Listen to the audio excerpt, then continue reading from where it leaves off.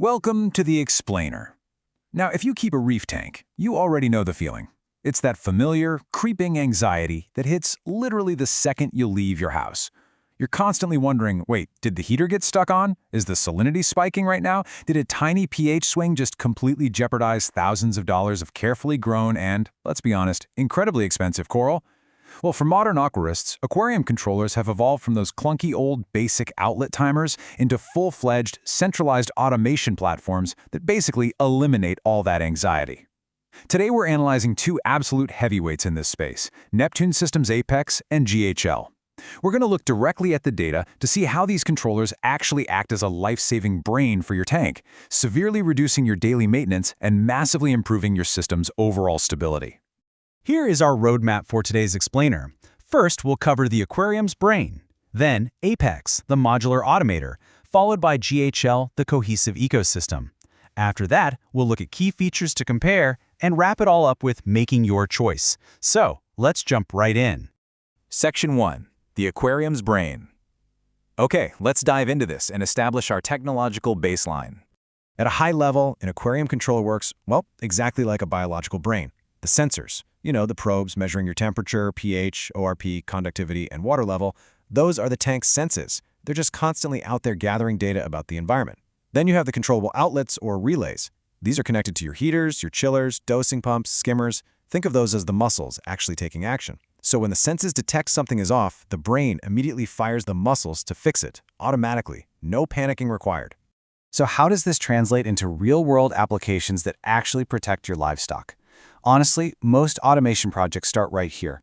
Just think about temperature stability for a second. If your heater somehow gets stuck, the controller senses that rising temp and just cuts power to that specific outlet long before the tank overheats. It's a total lifesaver. It also handles the daily skimmer and return pump timing, like perfectly pausing them during feeding time. It manages lighting schedules tailored to your coral's specific needs, protects your pumps from running dry if the water level drops, and crucially, pings your phone if your pH or ORP starts drifting into dangerous territory.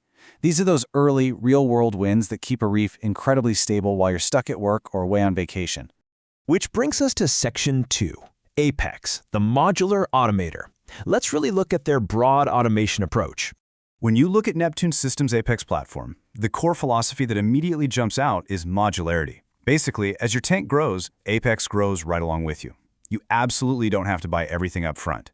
It lets you add specific probe types, new modules, and expansion hardware exactly when your tank actually needs them. It's really built for the hobbyist who wants to start with the essentials and endlessly expand over time. Now, what's really interesting about this approach is how it appeals to the tinkerer. Because Apex is so incredibly widely adopted, you get this massive community of users and shared support resources. But the real magic? The real magic is the granular control logic. You can program incredibly deep conditional rules. For example, you can set condition-based dosing or staged responses. Like if the temperature rises to X, turn on the fan. If it keeps rising to Y, turn on the chiller and shut off the lights. It offers advanced safety interlocks and places a super heavy emphasis on remote notification workflows, so you are always looped in, literally no matter where you are in the world. Section 3. GHL, the cohesive ecosystem. Because what if you want an entirely different approach? GHL's core philosophy contrasts beautifully with Apex. Where Apex is all about that piece-by-piece modular expansion, GHL focuses on a high-end build that prioritizes a cohesive one ecosystem feel. GHL provides a really clean, polished path directly from monitoring right down to actuation, straight out of the box. It drastically reduces any third-party friction. GHL is frequently highlighted for its usability. You get a broad set of sensors and expansion options that are intricately designed to just work together natively. This makes planning your tank build so much simpler. You get a highly consistent, really sleek interface for your daily scheduling and system logic. For the aquarist who prioritizes a polished experience and wants clean links between, say, conductivity readings and dosing behavior without having to piece together a bunch of external components, GHL is an incredibly appealing platform.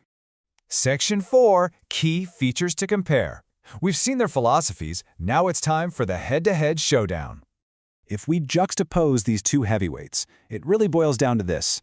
Apex gives you that granular, highly customized control logic, while GHL offers a deeply integrated, polished workflow.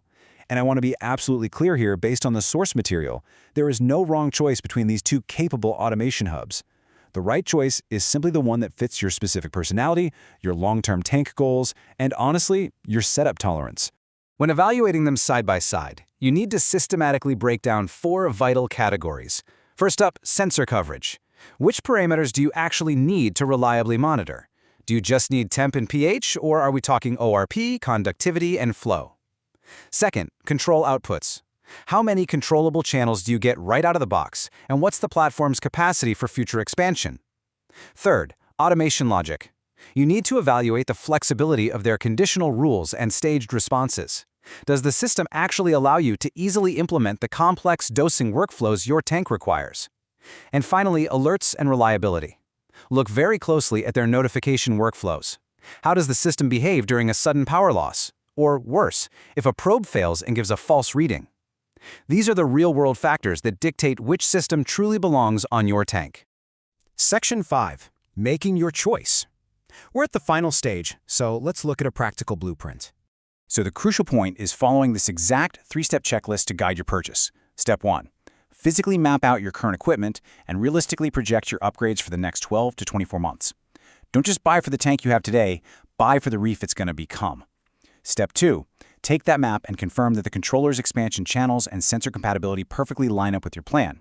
And Step 3. Be brutally honest with yourself about your interaction preference. Do you want maximum flexibility and deep logic coding, or do you want an integrated workflow that minimizes your setup friction? And that leads us to the ultimate question. Both Apex and GHL are phenomenal, wildly capable hubs that will radically improve the stability of your marine ecosystem. It all comes down to matching the platform's unique strengths to your specific monitoring needs and, frankly, the amount of setup time you're actually comfortable investing. So look at your tank, look at your habits, and ask yourself which automation hub matches your reef's needs and your setup patience. Thanks for joining me on this explainer, and happy reefing.